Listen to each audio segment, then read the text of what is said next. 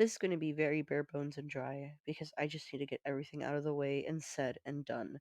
I'm tired of this, tired of how everything is playing out and unhappy with how it's being turned into a game or theatrics for some. I'm going to try my best to not get emotional and to keep it to the facts of the situation. But if I slip up, please understand that this is a very emotional time for me and a sensitive topic. My name is Jordan. I used to go by Mint Heart, and I used to live with Lio Convoy Reviews. My time there wasn't a good one, but it also wasn't all bad. He helped me with a lot of breakdowns when I first moved to Texas, comforted and talked me through a lot of things. However, after my transition in early 2022, things started to change. I have seen the word abuse thrown around a lot, and while I never used it, people seem to think that's what I'm claiming. Let me be clear about that right now. Laya wasn't physically or sexually abusive. And yes, I have to clarify because a lot of people who hate him seem to think there was romantic or sexual intentions or relationships going on, and there weren't any. Lio was, however, verbally abusive. That's it. He would yell at me and berate me, humiliate me in front of people, and was overall treating me like I was another one of the people in his videos. There was an incident where he had a call with me, his wife, Peaches, and one of my other siblings as well. He proceeded to scream at me and rip me apart in front of them. And when I got emotional and started to cry, he told me to stop throwing a tantrum. I don't even remember what it was that sparked this call, but I don't think that I deserve to be humiliated and screamed at like that in front of everyone. And when his wife got home and I was forced to go downstairs with her, still in tears and being berated, he got mad at me when I flinched away from her touching my arm. They assumed I thought she was going to hit me. In reality, I just didn't want to be touched and was severely mentally and emotionally overwhelmed. I won't go into every fight we had. They're not really important. I only bring that one up as an example of his behavior towards me. But a giant turning point was Thanksgiving of 2022. I was still very emotional and hurt, and I was absolutely acting like, for lack of a better term, an asshole. I was cold, I was distant, and I was angry from the treatment I was receiving and didn't want to partake in the festivities. Tensions were at an all time high, and with the siblings visiting, everything was just not great.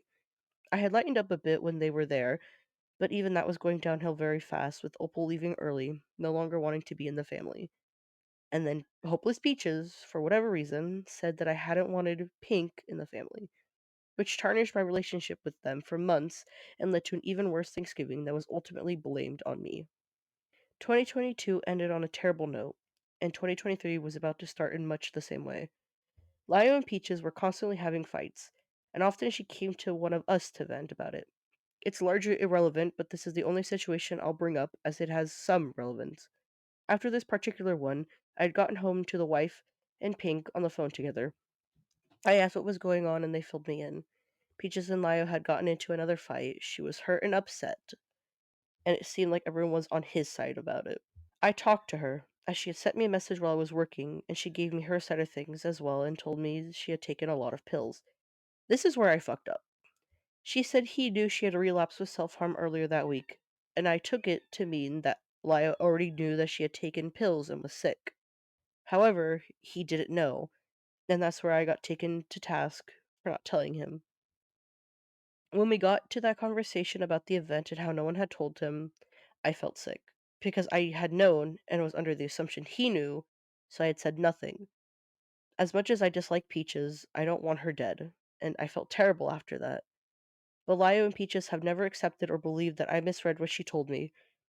They don't have to, but it's the truth of the matter, no matter what they say. I misread it, and I fucked up, and I am sorry. Things continued to be tense throughout the rest of the year, though not a lot of conflict was happening that I can really remember. It was little things that aren't important here. The next big thing I remember was Peaches' birthday that year.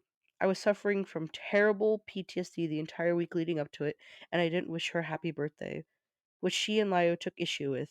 She proceeded to block me on Discord, and I, being fed up at this point, blocked her on every platform as well. Things continued to be tense, and then came the disowning. It happened mid October. I got home from work and was asked to talk to them. Lyle took me to task on everything: my behavior, things I had thought were done and over with, like Thanksgiving, why I never talked to or tried to be friends with Peaches, a lot of stuff. The entire time, Peaches was on the phone with him. listening in and feeding him questions. I wish I had the screenshot, but she gloated about the whole event on Twitter and sent me quite a nasty text the next morning. I left in December, and then things started to blow up. Lai will say I sought out Gilded Pooh and Kumo commentary, two people he and Peaches have argued with and condemned. This is not the truth. I saw Gilded's video and was in his comments correcting things, to which Kumo reached out and asked if I would talk to him in order to clear things up. This all happened in December, a whole 2 months after I was disowned. Lai will say I also knew exactly what Pooh and Kumo had done, but in reality, I didn't know. I had heard their names, but I didn't know what they had done. After Kuma responded to my comment, I even had to look up who he was because I had no clue. And in my first call with Kuma, we discussed it and Pooh, and I looked at all the evidence he gave me and came to my own conclusion on the matter. Our original intentions for the call were to clear up misunderstandings. I told Kumo I didn't want him to release anything until after I left Lyle's home. I didn't want to deal with what would come of me talking to him while living there, and yes, I was scared. I should have either issued a public statement or made a video like I am now instead of how things have been playing out so far. But hindsight is 2020. I never meant for it to get like this, and at this point I'm simply exhausted. Let's get into some of the irrelevant things Lio is now bringing up. Him bringing up my mental health and an incident that has literally nothing to do with any of this, but I know why he brought it up. I'll read the screenshots that are relevant to it. We could also get into Patch's obsession with diagnosing people, including one time he tried to gaslight Jordan into thinking he had DID. Jordan essentially used the diagnosis to give him an excuse to say unhinged things to people without being held accountable for it. Following the Vita stuff, I was severely mentally unwell. My depression and ideation were at an all time high, and I was frequently self harming. It got to a point where I was hearing voices in my head, voices that were not my own and that I didn't know.